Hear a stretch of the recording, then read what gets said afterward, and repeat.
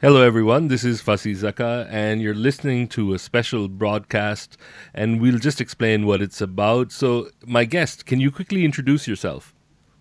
Hi, I'm Asma Ezdi, and I'm Head of Communications and Marketing at WWF Pakistan. So, how is it that you first got involved in wrestling? It was a lifelong dream. It was a lifelong dream. Anyhow, so today we're discussing Earth Hour, which is the WWF holds annually, and it's something that's grown over time. And I'll give a chance, Asma. This is a great opportunity for us to quickly understand what WWF is doing in Pakistan, and I just wanted to start with what is Earth Hour, because we used to see it as this sort of more Western international thing where they turned off energy consumption or the lights for about an hour. And, that was a relatively difficult sell in Pakistan where you had, 8 hours of load shedding. So, what was it then? What is it now? And what is it for Pakistan? All right. So I'll just tell you a little bit about Earth Hour. Of course, you've mentioned what it is. It started off around 10 years ago in Sydney, and it is basically the largest voluntary act that, of course, we promote globally. And it's not just switching off lights, it's switching off unnecessary lights. And it's basically, it shows your commitment to the planet, to adopting a sustainable lifestyle in and basically, of course, the cause that we this is around is climate change, right? So of course climate change is a big issue globally. People unfortunately do not realize how critical it is in Pakistan. So Pakistan is one of the top three countries affected by climate change. The droughts that we face, the flash floods, the extreme flooding, cyclones, GLOX, which is global lake outburst floods. All of this is related to climate change. So these are the issues that we are facing in Pakistan, and they are the underlying cause, of course, is climate change. And WWF Pakistan has been doing a number of things, of course, to work around this issue. For those who don't know, WWF Pakistan has been working in the country since 1970. Like you rightly said at the beginning, people confuse us with the Wrestling Federation, but we are actually not. We It's a are great thing to clarify. worldwide. So we're Worldwide Fund for Nature, and of course, in nature, it's not just about conserving species; it's about water, oceans, forests. Promoting climate and renewable energy, et cetera, et cetera. So, Asma, So, just a quick thing. So, Earth Hour this year is 25th March 2017. It starts at 8:30 p.m. Pakistan time. What is it that you want people to do this year? I mean, is it for that 1 hour, or do you have a larger pledge for the day? the 1 hour is just a symbolic act that we decided WWF globally that this is the hour when we're going to ask people to basically switch off unnecessary lights or make certain pledges, etc. So it actually what we are actually trying to promote is to go beyond the hour. So if you might have seen. Earth hour is always, it's written as 60 plus. So you have 60 minutes, but it's 60 plus because you should go beyond the hour and make as many lifestyle changes as you can to basically promote sustainability and basically be aware of the kind of consumption pattern that you have and your ecological footprint, and do take small steps to basically make a larger change. So, just a quick question. I mean, when people here say that we've got so much more to worry about, we've got an internal insurgency, we have poverty, we have all these problems compounding, that this is something for Western countries to deal with, that it's too much to ask of us. What do you say to questions like that? But like I mentioned before, people in Pakistan especially think, oh, climate change, ye to je Al Gore ki, documentary thi, and that is basically all got to do with the West, but obviously not. Pakistan is very vulnerable to its impacts, and we need to understand that, there's small things that we can do. Yes, of course, education and health and terrorism are all very serious concerns, but like the underlying link between everything is improper use of our natural resources. We're not treating our environment well, and that's why perhaps these other issues are coming up. For example, if a farmer does not have good agricultural output, he's not going to be able to earn a lot of money. He won't send his kids to school, or they won't have money for healthcare, or his kids might turn to other extremism if they feel that they're not being able to provide for, and there are other options which they can go for. So I mean, the environment is something that we need to understand is the underlying factor in a lot of these issues, and we need to take better care of it. So one of the things that I've seen, which I found quite fascinating of the WWF's work in Pakistan, is that actually when you look at something like the snow leopard and its preservation, a lot of people say, what about the people in the surrounding areas? But the snow leopard situation in Pakistan can actually tell you a lot of interesting things. Um, can you just go into that? Like something as isolated as seeing this one animal and, urging its conservation, but behind the changes that come to this animal tell us a lot about how it's affecting everything else. Yeah, so of course, you touched upon the snow leopard, but even other species like the dolphin or turtles, they're all indicator species, right? And of course, they help protect the environment. And if we have good populations of a snow leopard or of an Indus dolphin, obviously it shows that the environment is healthy, and the environment is basically the ecosystem is working the way that it needs to do. So for example, if there's a good population of the snow leopard, we also know that there's enough prey for it to eat. So if there's enough prey for it to eat, it means that the landscape where it's basically based and the communities living over there, they are treating the ecosystem well. The ecosystem is providing for them as well. If we talk about climate change and how it's affecting the snow leopard, of course, because it gets warmer now, longer. So the snow line basically is where the snow leopard lives, has gone down. And because of that, the snow leopard actually comes into closer contact with communities because it looks for its prey over there. So if the weather was as it was maybe 10, 15 years ago, then the interaction between the community and the snow leopard would be less. The snow leopard would find more prey. So it's all linked together like that. Also, the snow leopard habitat is decreasing, of course, like I mentioned, because of the snow line. But the habitat for the common leopard is also increasing. So that's also a serious concern because that means that there's a larger area where both of these species, interact and have conflict, or can potentially have conflicts there. Then, so I mean, of course, every small change in the end has a larger impact overall. So what I find fascinating about this is that, it sort of when you deep dive into it, something like the snow leopard can tell you so much about climate change.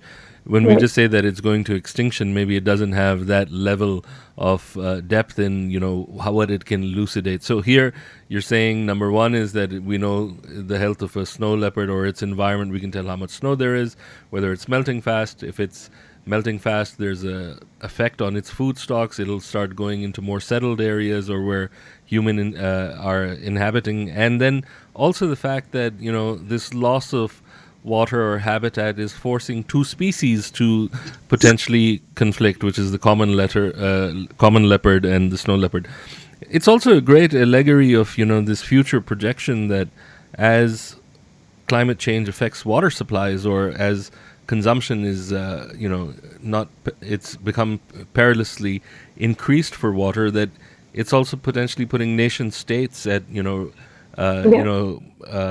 at the edge of the precipice of conflict. So I was just wondering, is in terms of Pakistan also, like one of the things that has been highlighted for about 10, 20 years now, that the hotspots of water conflict, Pakistan might be in that. So how bad is Pakistan's water situation, and can it be reversed at this stage?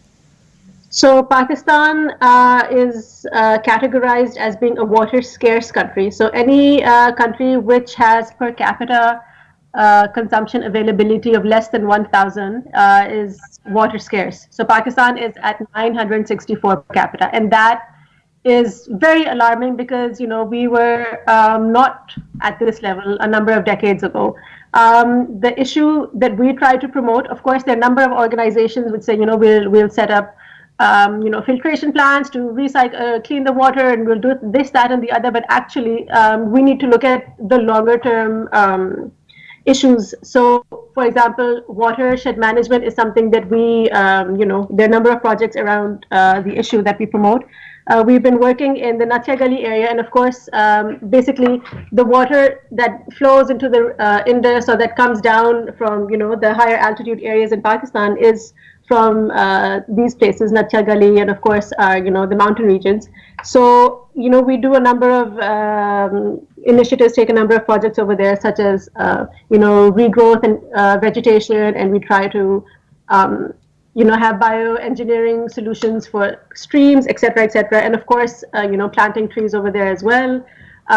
So, I mean, these are the kind of things that we look at. We look at the bigger picture, what can be done, and of course, even in the smaller projects, wherever we do initiate them, throughout Pakistan, we have approximately 22 offices, including regional and field offices.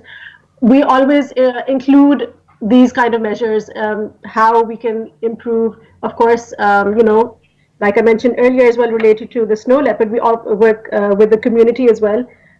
If we have other projects, we work with the community and also help them see how their dependence on certain resources can be reduced. So, We also work. so Yeah. just another thing is like in terms of the indicator species, we talked about the snow leopard. One of the things that is happening is as the global warming and as the oceans warm up, the marine turtle in the surrounding areas of Pakistan, as the waters have warmed, there is, and in the reproduction of the marine turtle, there is an excess of female turtles being born and less males, and this is just like Yeah. one immediate effect. So how do you deal with something of that sort? Is it hatcheries, or is it actually just contributing to the larger globe? The fight against climate change. Of course, contributing to the larger fight. In terms of hatcheries, WWF does not have such centers. It's the provincial wildlife departments which do. But we also, related to marine turtles, have a number of initiatives where we try to work with the communities.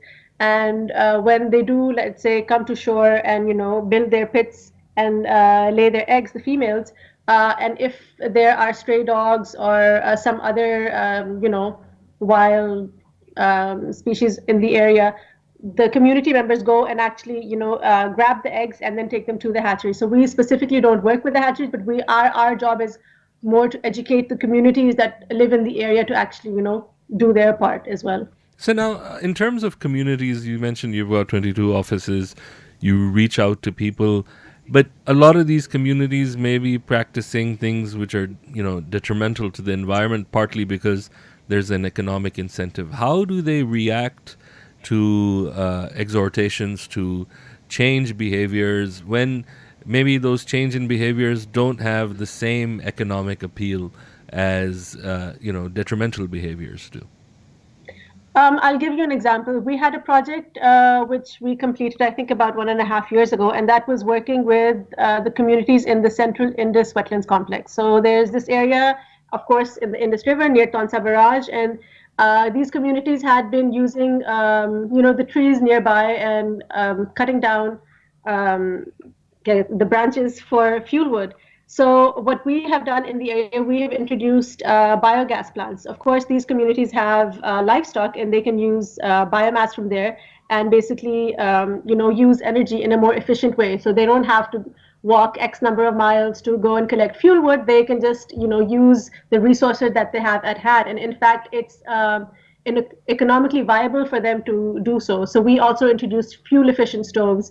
So there are a number of initiatives that we work with communities. We try to understand their problems, what are the issues, and basically promote these sort of renewable energy solutions. For example, in the coastal belt, of course, livestock is not so easily available.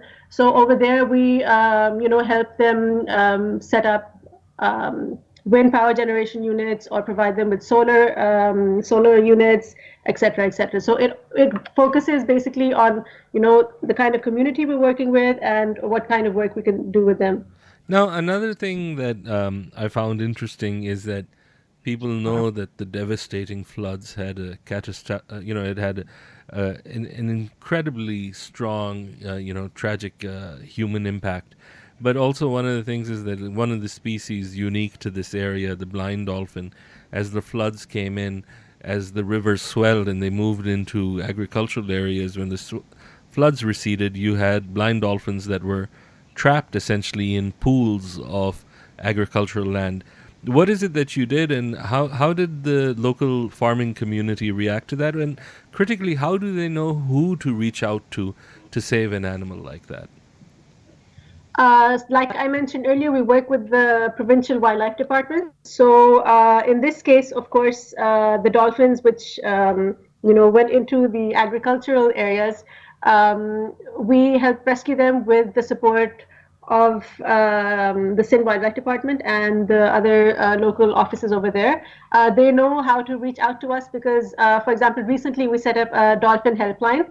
So in the area where there are dolphin strandings, the local community knows to call up, let's say, 111, whatever. But and then of course that call is routed to WWF, and then our representatives in the field actually go out and assess the situation. They get the local provincial department staff on board, and then of course, they have a certain protocol that they need to follow, and then that is how these dolphins are rescued. So, just another thing also is that one of the big things is poaching, and sometimes also a culture of excessive hunting.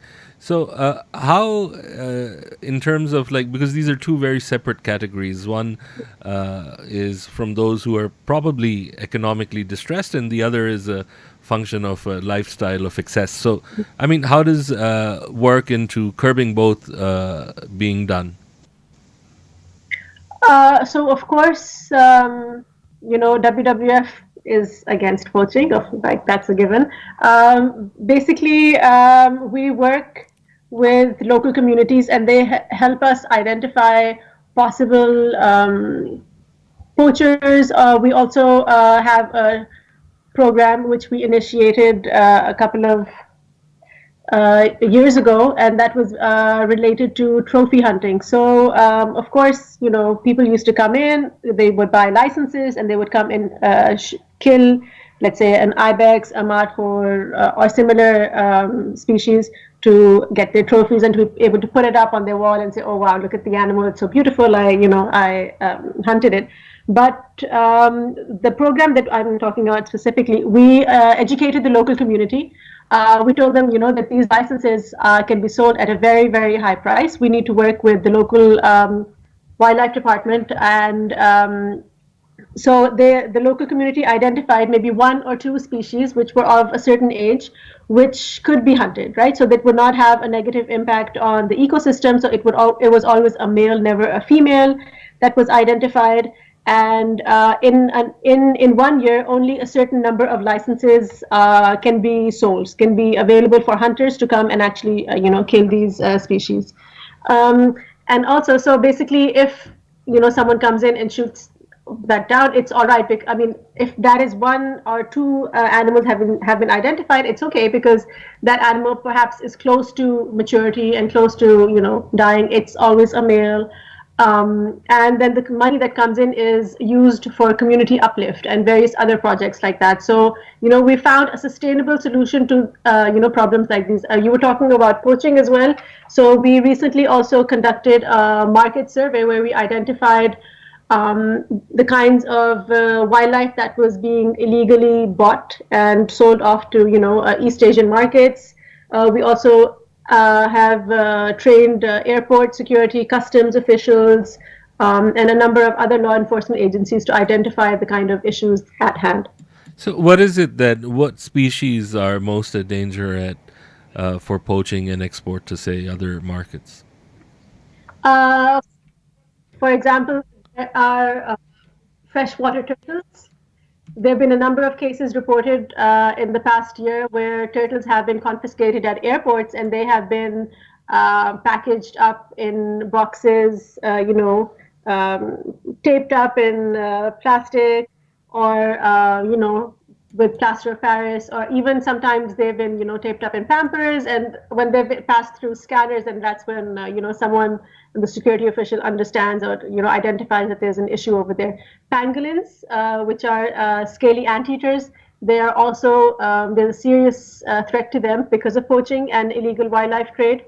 And Actually, pangolin is interesting that you've asked this because there was a case of a guard shooting one just last year. yeah. And why do you think also there's a sort of fear around this particular animal or some kind of perception from local communities, whereas it is an entirely harmless animal? It is completely harmless. It's a very, very shy animal. And I think people in Pakistan perhaps don't know about it or are scared of it because it looks so different.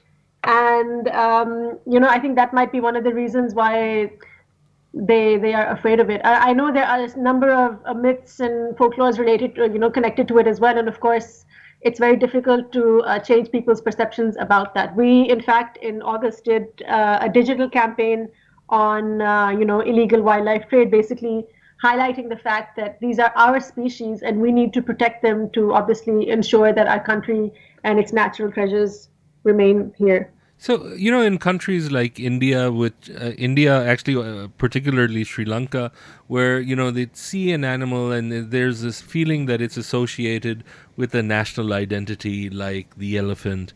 In the US, you've got the bald eagle, which is seen as a very special animal. There are grizzly bears, things others like that. Why is it that Pakistan doesn't have this particular association with any one animal that is seen to, in some way, embody the spirit or, the very natural resource or the country itself? Or is there such an animal that you Of find that? course, again, of course. I mean, the national animal is the markhor. I think everyone should know that. Yeah. The other animal that I think people do somewhat identify with is the Indus dolphin because it is only found in the Indus River. It's not found anywhere else. And in fact, through the work of WWF Pakistan, previously, a few decades ago, its population was declining, but because of our initiatives and our support from communities, we've actually been able to increase the population. That is the only river dolphin where the population has gone up globally. And I know if you go to certain places like Zaka Airport, etc., you will see the dolphin models over there and this that. So I think perhaps not to the extent that people know about their own species in other countries, but I do believe that it's not a lost cause at the moment. Okay. And another thing also is that in terms of like commercial fishing, how is it that we occasionally read about whales either beaching or being caught, and also like the whale shark and a number of others? How is that being approached? Are we doing any better on that front? We also work with fishermen.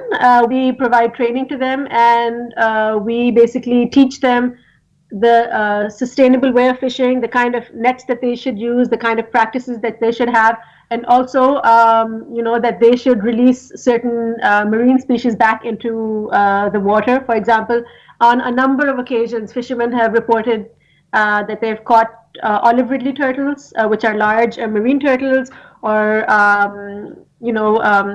other species as well, like whale sharks as well. But because they obviously have the knowledge now, they do release them back into the water.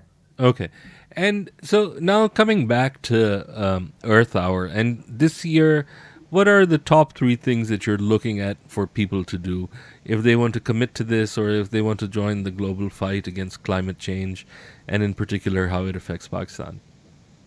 I mean, a question you asked earlier, how people say that we have 8 hours of load shedding. Actually, like I also mentioned earlier, it's about making the pledge. Yes, you have 8 hours of, you had 8 hours of load shedding, but if you turn off unnecessary lights, it's you're actually recognizing that there's something that I'm using, overusing, and I can actually make a difference. So the pledges that we have for this year, we're just looking for three small, commitments from people. One is to plant indigenous trees, because of course indigenous trees are attuned to our soil and promote the habitat of bird species. The second one is to not use plastics or to reduce our usage of plastics. And the third one is to switch off unnecessary lights and other electronic devices, like you also mentioned at the beginning.